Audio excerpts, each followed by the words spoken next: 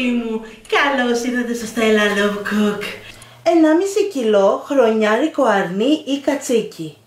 Ή μπορούμε να χρησιμοποιήσουμε αρνάκι ή κατσικάκι γάλακτος. Σε περίπτωση που δεν μας αρέσουν αυτά τα κρέατα, μπορούμε να χρησιμοποιήσουμε μοσχάρι, αλλά το κομμάτι που θα επιλέξουμε θα είναι ελιά.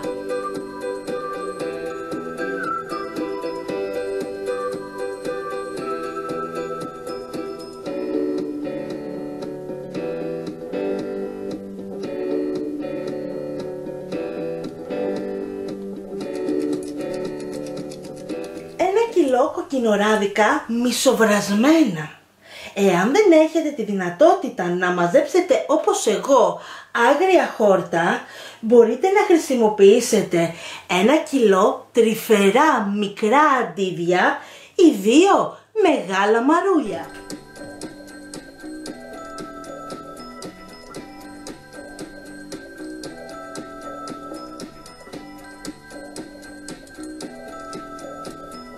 Ένα ματσάκι άνηθο, μισό ματσάκι μαϊντανό, ένα κρεμμύδι ξερό ψιλοκομμένο, 1,5 ματσάκι φρέσκο κρεμμυδάκι, 3/4 φλιτζανάκι του καφέ ρύζι γλασέ, περίπου 50 με 60 γραμμάρια, 3/4 κούπα ελαιόλαδο, χυμό από 1 λεμόνι, 1 κουταλάκι του γλυκού αλάτι, 1/8 κουταλάκι του γλυκού πιπέρι. Μέσα σε μία χύτρα θα προσθέσω το ελαιόλαδό μου.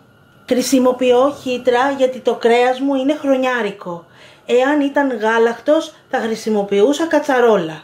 Όταν κάψει το ελαιόλαδό μας θα προσθέσουμε μέσα το κρέας μας γιατί θέλουμε να το σοτάρουμε. Το έχουμε καθαρίσει από το περιττό λίπος, σοτάρουμε πάντα σε δυνατή φωτιά και όχι σε χαμηλή. Θέλουμε να θωρακίσουμε το κρέας μας και όχι να το τηγανίσουμε. Γυρίζουμε. Κοιτάξτε τι ωραίο που είναι, τέλειο καταπληκτικό χρώμα. Όταν είναι έτοιμο θα το βγάλουμε μέσα σε μια μπασίνα και θα συνεχίσουμε με το επόμενο κρέας μας. Έτσι θα σοτάρουμε όλο το κρέας που έχουμε. Τελειώσαμε με το σοτάρισμα από το κρέας μας και τώρα θα προσθέσουμε μέσα σε λάδι που καίει πάρα πολύ το κρεμμύδι μας. Όπως είδατε δεν χρησιμοποιήσαμε άλλο ελαιόλαδο αλλά το ίδιο. Μέσα σε αυτό το ελαιόλαδο βρίσκεται όλη η γλύκα από το κρέας μας. Με αυτά τα κομματάκια που βλέπετε μέσα στη κατσαρόλα μου που ξύνω, βλέπετε, γλασάρει το φαγητό μας και θα φτιάξουμε ένα καταπληκτικό, εξαιρετικό πεντανόστιμο φαγητό. Τώρα είμαστε έτοιμοι να προσθέσουμε το φρέσκο κρεμμυδάκι.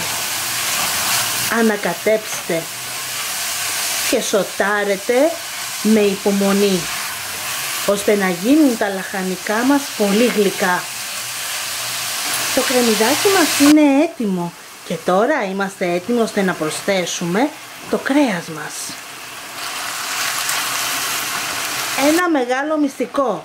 Το ζουμάκι που έχει βγάλει στην μπασίνα σας δεν θα το πετάξετε, αλλά θα το προσθέσετε μέσα στο φαγητό σας. Αυτό είναι η γλύκα από το φαγητό σας. Όπως βλέπετε γυρίζουμε το κρέας μας δεξιά, αριστερά. Τώρα θα προσθέσουμε βραστό νερό ώστε να μην κόψουμε το βρασμό του φαγητού μας. Βλέπετε, πριν προλάβει να βράσει το φαγητό μας, έχει ήδη μελώσει. Θα κλείσουμε με καπάκι της χύτρας. Βράζουμε το κρέας μας μέσα στη χύτρα μας για 15 λεπτά σε χαμηλή φωτιά. Μετά τα 15 λεπτά απενεργοποιούμε τη φωτιά και το αφήνουμε να σταθεί για άλλα 15 λεπτά. Δεν θα αφήσουμε τη χύτρα να ανοίξει μόνη της, γιατί υπάρχει περίπτωση το κρέας μας να λιώσει και αυτό δεν το θέλουμε. Οπότε θα ανοίξουμε εμείς τη χύτρα μας. Σε μια μεγάλη φαρδιά κατσαρόλα θα προσθέσω μέσα τα χόρτα μου. Για ποιο λόγο μισοβράζουμε τα κοκκινοράδικα? Ο λόγος είναι ο εξής. Πρώτον, είναι σκληρά σαν χόρτα και θέλουν μια διαδικασία ώστε να βράσουν. Γιατί εάν τα βράσουμε τελευταία στιγμή, μπορούμε να τα προσθέσουμε τελευταία στιγμή, θα κρατάνε λίγο στο δόντι. Και ο δεύτερος λόγος είναι ότι εάν δεν κάνετε αυτή τη διαδικασία, πολύ απλά θα είναι πικρά μέσα στο φαγητό σας και τα παιδιά δεν τους αρέσει η γεύση αυτή και δεν την προτιμούν. Εάν σας αρέσει η πικρή γεύση από τα κοκκινοράδικα, μπορείτε να τα προσθέσετε ομά μέσα στο φαγητό σας, αλλά όλη τη διαδικασία θα την αρχίσετε σε κατσαρόλα και όχι σε χύτρα. Εάν χρησιμοποιήσετε μαρούλια ή αρδίδια, θα κάνετε το εξής. Η διαδικασία είναι η ίδια, μόνο που δεν θα τα βράσετε, δεν θα τα ζεματίσετε. Θα τα προσθέσετε ομά μέσα στο κρέας σας. Τώρα θα κάνουμε το εξής. Με ένα ψαλίδι θα κόψουμε λίγο τα χόρτα μας. Έτσι, κοιτάξτε. Απλά. Αυτό το κάνουμε γιατί υπάρχουν μεγάλα χόρτα και μικρά χόρτα. Οπότε δεν θέλουμε να έρχεται στο πυρούνι μας μια μπουκιά τεράστια. Τώρα είμαστε έτοιμοι να προσθέσουμε τα μυρωδικά μας. Το μαϊντανό και το άνηθο. Προσθέτουμε το ρύζι μας, όπου πρώτα το έχουμε ξεπλύνει. Και τώρα είμαστε έτοιμοι και περιμένουμε το κρέας μας. Όταν ανοίξει η χύτρα μας θα το προσθέσουμε μέσα σε αυτή την κατσαρόλα. Ήρθε η στιγμή να ανοίξουμε τη χύτρα μας. Πέρασαν 15 λεπτά αναμονής. Βλέπετε, πατάω την ασφάλεια ώστε να κατέβει η βαλβίδα μου.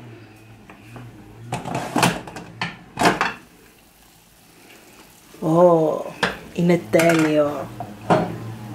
Θα μεταφέρω το κρέας μας μέσα στα χορταρικά μας. Και θα προσθέσω και το ζουμάκι. Ενεργοποιούμε τη φωτιά και θα προσθέσουμε ακόμα λίγο βραστό νερό. Μην το παρακάνετε, περίπου ένα ποτήρι. Φυσικά εάν χρειάζεται κι άλλο θα προσθέσετε. Εάν θέλετε το φαγητό σας να είναι αρκετά ζουμερό, να έχει αρκετή σαλτσούλα, θα προσθέσετε επιπλέον νερό. Τώρα ήρθε η στιγμή να προσθέσουμε το αλατοπίπερο.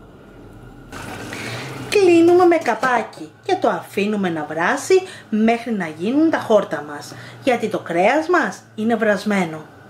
Τα χόρτα μας όμως είναι μισοβρασμένα. Βράζουμε 15 λεπτά έως 30, αναλόγως με την κουζίνα που βράζουμε. Σε περίπτωση που έχουμε γκάζι, εννοείται ο βρασμός θα γίνει πολύ πιο γρήγορα. Ανακοινήστε το φαγητό σας, μην το ανακατέψετε. Δεν θέλουμε να λιώσει το κρέας μας. Θέλουμε οι μερίδες να είναι ατόφιες.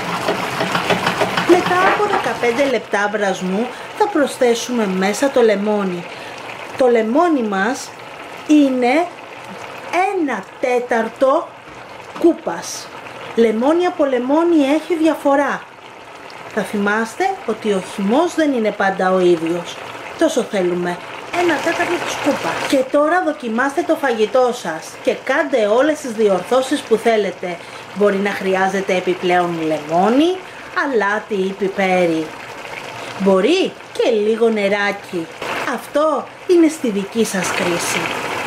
Σε αυτό το επίπεδο, εάν θέλουμε, μπορούμε να φτιάξουμε και αυγολέμονο.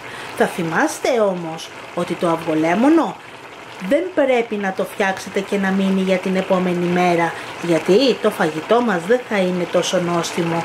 Πρέπει να το φτιάξετε και να το απολαύσετε το φαγητό σας εκείνη τη στιγμή. Αυγολέμονο σας έχω δείξει. Ανατρέξτε στο κανάλι μου και δείτε το βίντεο.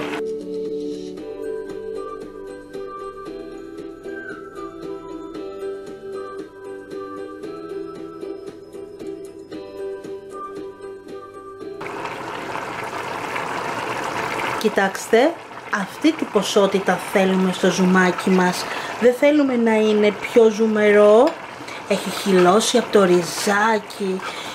Το κρέας μας έχει χωθεί μέσα στα χορταρικά μας.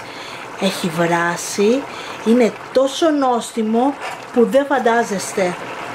Απενεργοποιούμε τη φωτιά. Παραδοσιακός φρικασές που πάει από γενιά σε γενιά.